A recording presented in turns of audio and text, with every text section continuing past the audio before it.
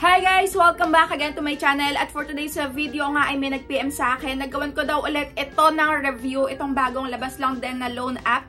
Hindi natin alam kung ito ay bagong labas or bagong palit na naman ng pangalan. Pero huwag muna nating i-judge. Ito nga ay nagpapaloan daw ng 2,000 up to 30,000 pesos base sa kanilang ads na ino-offer online. At yung loan term ay pang matagalan dahil dito is pwede daw hanggang 3 buwan, 6 na buwan at hanggang 9 months. At kung magla-loan ka nga daw dito ng 30,000 pesos at 9 months mo siyang babayaran, ang pinaka babayaran mo lang sa kabuuan is 30,900 pesos. Diba? Mukhang maganda. Kaya kung ikaw din to, mapapaklik ka din. Kaya sige, i-install na natin. I-install ko lang muna pala. Huwag muna kayo magda-download. Ayan, patapusin nyo muna yung video na to hanggang dulo para malaman nyo din at maging aware kayo kung ano talaga yung totoo dito sa mga ino-offer nila. Kasi baka legit nga naman. Ayan, malay natin. Ito yung makatutulong din sa inyo kapag nangailangan din kayo ng pera. Kaya ayun, umpisahan na natin. Pero kung bago ka pa nga lang dito sa aking YouTube channel, ay i-subscribe mo na yan at pindutin mo na din yung notification bell para lagi kang maging updated sa mga next uploads ko at sumali ka na din sa aking GCash giveaway. Every month yan at sa aking 2 cellphone giveaway for the month of December. Ayan, kung paano sumali, kailangan lagi ka lang updated sa mga ina-upload ko dito at wag mo akong kalimutang i-PM sa aking Facebook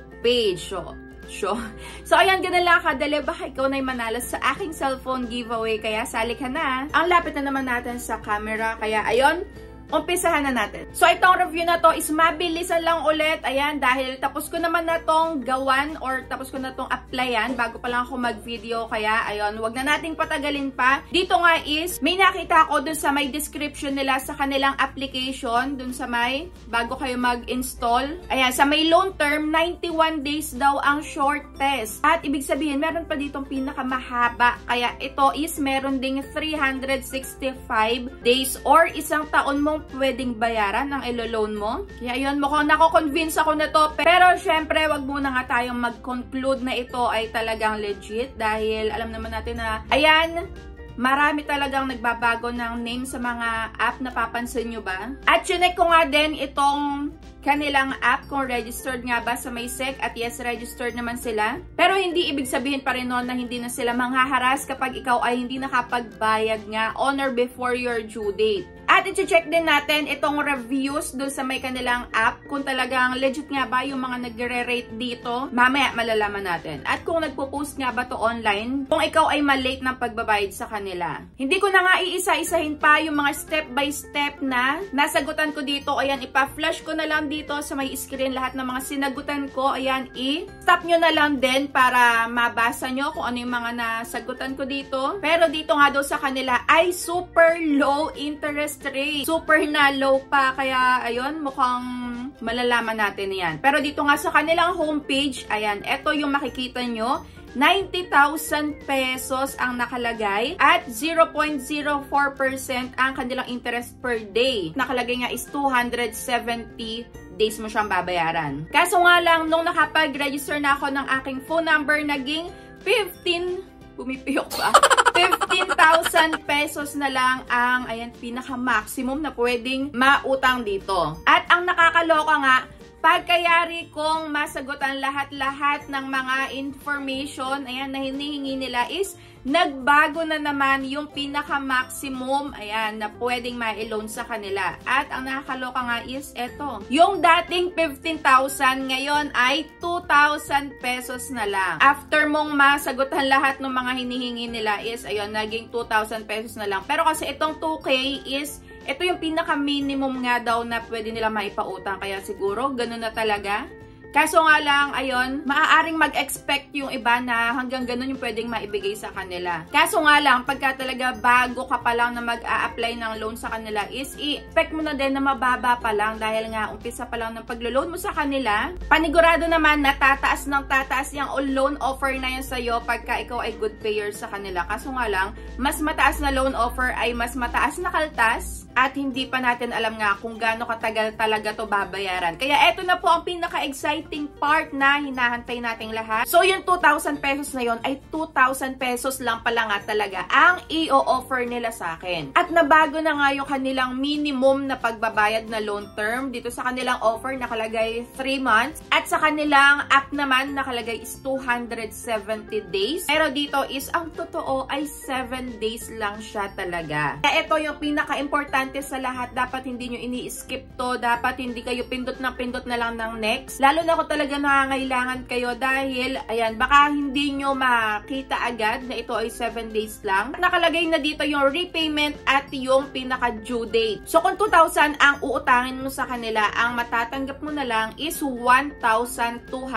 pesos. Meron silang processing fee na 667. Merong total interest fee na 13 pesos at risk control service fee na 120 pesos. Kaya yun yung mga matatanggal lahat-lahat sa may ilo-loan mo. Kaya ang matitira na lang is 1,200 pesos, which is hindi ko to recommended. Dahil parang halos kagaya lang din to ng mga nakaraang loan app. Good thing na lang is meron sila ditong account cancellation. Ayan, account cancellation. Pero kagaya na sabi ko lagi sa inyo, hindi tayo nakakasiguro dito kung talagang kung talagang mabubura ba ang ating details na pinag-i-input dito sa kanilang app. So, ayun, wala tayong kasiguraduhan talaga. At ito na nga po, chinek ko na nga ang kanilang app, yung rating doon sa may kanilang app. At ang nakakaloka, ito na nga, pati mismo yung Pera Lakas, ayan, nire-rate yung sarili niya. Nakakaloka talaga, ayan, no, good, sabi niya at 5 stars. O, diba? Ewan ko, ayoko na lang magsalita, pero kanina pa ako salita ng salita. Ayan, nakakatuwa sila, no, yung Pera Lakas, nire-rate yung sarili nila.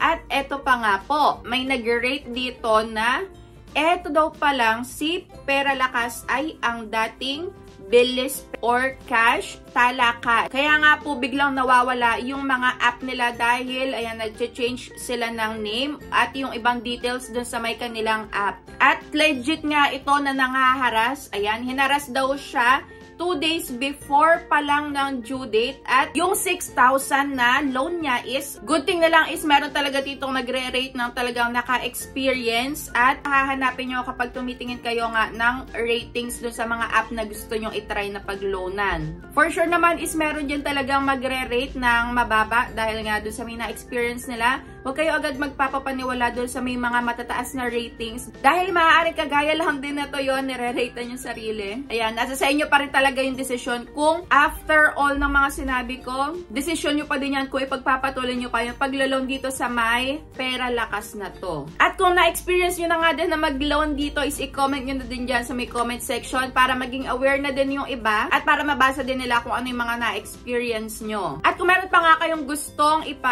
review ng mga bagong labas na loan app is i-comment nyo lang dyan sa comment section or i-PM nyo ako sa aking Facebook page at re-reviewin ko yan para sa inyo. At dahil nga ito ay bago pa lang, ayan, wala naman ako nakita dito na nagpo-post sila online. Pero yung mga nakaraan nga na pangalan nila, which is yung nabanggit ko kanina, ay talagang legit na nangaharas talaga yon. Huwag nyo na paabutin pa sa due date nyo yung nalo nyo sa kanila. Kung talagang gipit na gipit, para hindi kayo maharas. Dahil dito sabi nga, 2 days before ng due date ay nangaharas na sila. Ayan, napakarami pa naman ngayong legit na mauutangan kagaya ng Tala, Bilis, ayan, S-Loan, G-Loan, S-Pay Later, Labs Pay Later.